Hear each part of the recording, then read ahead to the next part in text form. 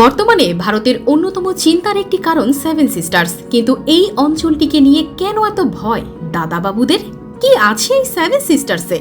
অরুণাচল, আসাম, নাগাল্যান্ড, মণিপুর, মিজোরাম, ত্রিপুরা এবং মেঘালয় রাজ্যগুলোকে একত্রে বলা হয় সেভেন সিস্টার্স। একসময় সেভেন সিস্টার্সের বেশিরভাগই অবিভক্ত বাংলার অংশ ছিল।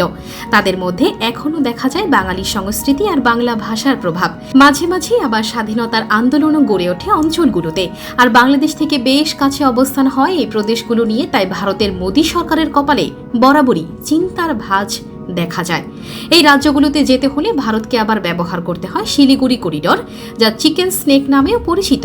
এই করিডোরের সাথে সীমান্ত ঘেঁষা বাংলাদেশ, নেপাল, ভুটান আর চীনের সীমানাও খুব বেশি দূরে নয়। মূলত এজন্যই বেশি চিন্তিত ভারত।